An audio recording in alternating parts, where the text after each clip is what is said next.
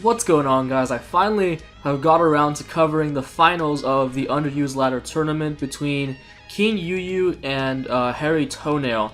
So King UU's got himself a nice looking balanced team with Mega Ampharos, and Harry Toenail has this nice looking Firewater Grass Core. The Whimsicott in particular is looking pretty threatening for King UU. This is probably some kind of mixed attacker Infernape. This could be agility, but I wouldn't be surprised if it was Volt Switch because he does have the Crobat, and I guess Infernape could have U-Turn. And on Harry Toenail's side, he's got probably Hazard Setting, Crocodile, Defoggers on both sides. Pretty standard looking, but we're going to see how this works out. I'm particularly interested in what Suicune set this is. It could just be Crocoon, which could be problematic on King UU's side if he doesn't take care of his Ampharos. He really needs this for this match, but at the same time, he's got that Whimsicott that can just switch in for free on anything, so the team matchup's not looking that great for King UU. So he's going to lead off with his Swampert as Harry Toenail switches in, leads out with Whimsicott, which is obviously a horrible matchup, so he can just go for Crobat as Toenail makes the great play of going for U-turn into his Entei, as King UU responds with his own U-turn into his Swampert, as Harry Toenail is just going to fire off a Sacred Fire. Unfortunately does get the burn, but now King UU is going to get the chance to, I guess, put up hazards. Yeah, that's exactly what he does, as Harry Toenail goes into Suicune. Okay, so reveals Calm Mind, and it switched directly into Swampert, as I don't know if he should have Calm Minded there. Well, at the same time, he had no reason to go for Scald. I mean, I would have preferred just going for damage there, but on the off chance that King UU decided not to go for Roar, I guess it was a decent play. It's not going to matter overall, though, as he unfortunately roars him into his Entei, as he's just going to decide to go into Whimsicott once again, since it's pretty much a hard counter to defensive Swampert, as King UU elects to... Oh, he actually makes the good double switch into Infernape, predicting Whimsicott to come in. I didn't catch that. But in turn, this will allow Harry Toenail to go right back into Suicune, since if it's the Bold Max set, Infernape can't really do anything to it. But I was right, it does have U-Turn. Okay, so that's really cool with Mega Ampharos in the back. So now King UU is going to get a ton of momentum back. If he can predict this right, I would definitely just go for... well, actually, I forget. See, the Whimsicott makes it complicated because there's so much cost of going for U-Turn, because he also has Crocodile, which makes Dragon Pulse a lot more tempting, but at the same time, he can just switch in. That Volt Switch did a lot, though. Like 41%. This is probably some kind of offensive Whimsicott, or it probably doesn't have any special bulk, because that did quite a bit. But the presence of Whimsicott just... it makes the 50-50 a lot harder for King UU, but he gets it right and he goes for Volt Switch back into Infernape. So he's slowly starting to wear down Harry Toenail's team. Yeah, because Suicune has to switch into hazards. Is that Choice Band? I didn't see a Life Orb, but if that was Choice Banded, I maybe would have gone for Close Combat there and forced in Crobat. But we don't know yet. It could very well be Choice Scarf. And he really doesn't... There's no opportunity cost of just going back into Ampharos. But it's going to be the same prediction as he elects to go back into Whimsicott. And unfortunately, he gets it... See, this is what I mean. He gets it wrong this time. And he goes for Dragon Pulse. However, he can live any hit and just go for Volt Switch. And it'll actually kill this Whimsicott. But Harry Toenail is going to go into his own Ampharos here as... yeah, he goes for Focus Blast, predicting him to want to U-turn into a Crocodile. So that's a good play on both sides. As here, he's going to predict the Swampert and go for Dragon Pulse. However, this gives King UU a free switch back into Infernape to just go for Close Combat. So maybe... could this be Banded then? Nah. Okay, so he goes into Crobat here on the Close Combat. And that'll give him a chance to defog. So if the Swampert had Stealth Rocks, this probably has Spikes then, which... is actually going to be really good for King UU to get up. But he elects to just go for Volt Switch, which is another fair play. Doesn't want to let the Entei get a free hit, as he goes into Crobat and just finishes off Entei after taking extreme speed damage, revealing it was Choice Banded, which not unusual at all. So he's just going to elect to go for another Braver here, get as much damage as possible, as Harry Toenail just goes for Pursuit. So is this like Stealth Rock with Pursuit? That's interesting. As goes for the U-turn once again, getting all of that momentum. And I actually don't know why King... I don't know, it just seems kind of unusual that he would go through so much trouble to get Ampharos in over and over again when the 50-50 is bad for him. So will he get it right? He does not. He goes straight for Thunderbolt actually, because that will knock out Whimsicott, as he's forced out, taking all of that Pursuit damage as he goes out into Fortress. So suddenly things have started to look really grim for King UU, especially because he still has the Suicune, as he goes for Spikes, which is going to be really useful for King UU as he goes into Infernape actually. So that leads him to believe that this is Banded.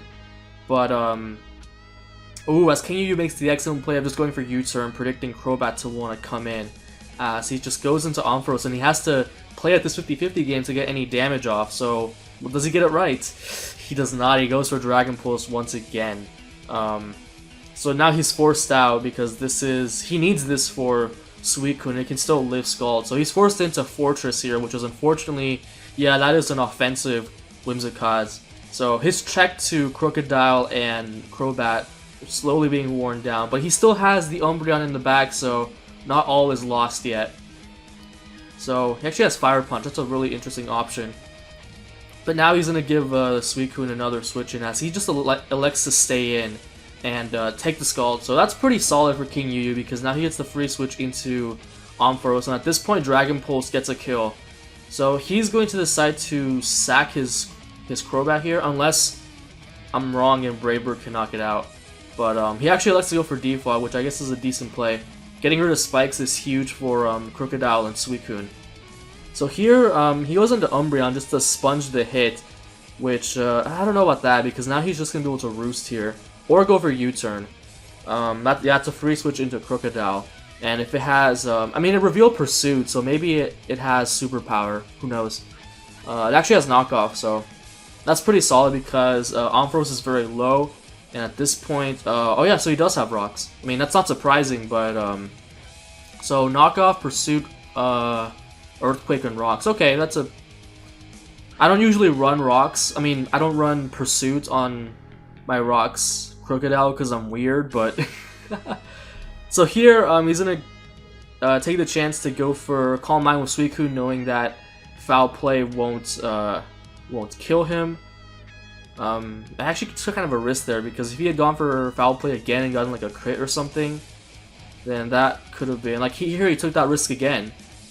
But, yeah, I was really greedy on Harry Toenail's part. But now it's basically game, because at this point, Thunderbolt will not 2-hit KO Suicune, and Suicune is faster. So King UU forfeits, because Ampharos, it would be like a slim chance. He would have to get a Sleep Talk roll, and he'd have to get a crit. And he still might lose, because... actually, no. He probably wouldn't at that point, because it depends how much Foul Play would do to Crobat, which I don't know. I guess you do use Pursuit on defensive Croak. I don't use Croak that much, so I don't know. And the one time I did use like a Stealth Rock Crocodile was when like Hydreigon was a really huge thing, and Crocodile could lure it in and use Superpower. Yeah. So that's why I didn't use Pursuit. The one time I used Crocodile, I didn't use Pursuit on it. But now that I'm thinking about it, it's fairly standard. So enough of me rambling. That's game 1 in Harry Toenail's favor. So this is going to be game 2 between King UU and Harry Toenail. As King UU brings this nice looking sand offense team, which I believe he used in an earlier round, I'm not sure. And then Harry Toenail is using a pretty cool looking balanced offense team with Mega Abomasnow. I'm really liking Mega Abomasnow in UU. It's really anti-meta. Like, Grass Ice is so good offensively in UU. So let's see how this turns out for our two players. So Harry Toenail is going to lead off with Hydreigon, as King UU just leads off with Hippowdon. So yeah, he just goes for Dark Pulse to scout what kind of Hippowdon this is. It does like 45%. Like, it's so hard to tell, because even with no investment on like either defense, Hippowdon is ridiculously bulky. So King Yu decides to get up his stealth rock. So I guess it has to have some sort of special defense investment. Wait, no. Yeah, okay, it's life orb, so probably does. So Aerodactyl's gonna get the special defense boost here as he makes. I don't know if that was a. Yeah, I guess he predicted the switch and went for taunt to prevent Empoleon from getting up rock. So that's a really smart play by King Yu. Guessing that Hydreigon would not stay in because it wouldn't be able to KO with the next Dark Pulse. Or I guess I don't know. Because he could have gone for Draco Meteor. He has no resist, so it was a risky play, but it worked out for him. And I'm pretty sure Draco would have killed, even after Mega Evolving. So, King Yu is going to go into Vaporeon as Harry Toenail goes into Slowking. And King Yu is just going to elect to Baton Pass out into Reuniclus. In case of this, like, Calm Mind Slowking, that's really interesting, but at the same time, it's really scary. But ultimately, I believe it just loses to Calm Mind Reuniclus, so I don't know how this is going to turn out. This is kind of scary. Like, obviously, both of them have Psyshock, but Slowking can't even burn Reuniclus' Scald or anything because of Magic Art, obviously. So, they're both just Calm Minding up. I'm pretty sure Reuniclus wins this, though. That's what I'm inclined to believe. Wait, no, I'm stupid. No, it doesn't. Slowking is Slowking has, yeah, Slowking is faster in this case. And it got off the Calm Minds first. If I were King Yu here, I would, oh, man, that's doing a lot. So, Harry Toenail is going to win this Calm Mind War.